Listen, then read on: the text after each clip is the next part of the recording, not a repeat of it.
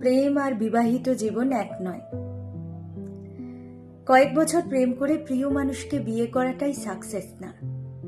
একজনকে ভালোবাসলাম, তাকে যে কোনো উপায়ে পেয়ে গেলাম মানেই আমার ভালোবাসা ধন্য হয়ে গেল বা আমার জীবন পূর্ণতা পেয়ে গেল, এরকমটা ভাবা বোকামি।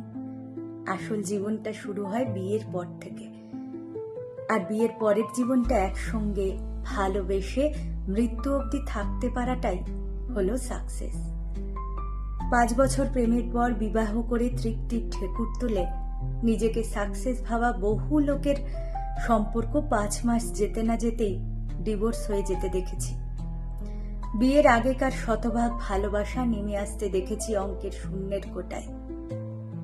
সারাদিন ফোনে কথা বলে, মেসেজ দিয়ে, সপ্তাহে একদিন দেখা করে, গিফট দিয়ে, গিভ অ্যান্ড টেক একটা সম্পর্কে যে কেউ এগিয়ে নিয়ে যেতে পারে। কিন্তু বিয়ের পর দায়িত্ব নিয়ে যত্ন সহকারে জীবনের শেষ অবধি সম্পর্ককে এগিয়ে নিয়ে যাওয়া মোটেও সহজ কাজ নয়।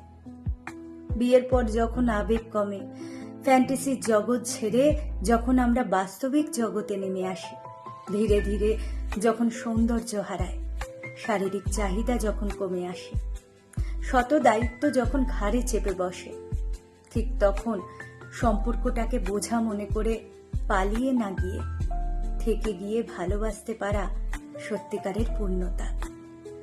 তাই জীবনসঙ্গী হিসাবে তাকেই বেছে নাও যাকে তুমি ভালোবাসো এবং যে সকল পরিস্থিতিতে মৃত্যু অবধি ভালোবেসে যেতে পারবে, আত্মবিশ্বাস এবং সাহস রেখে।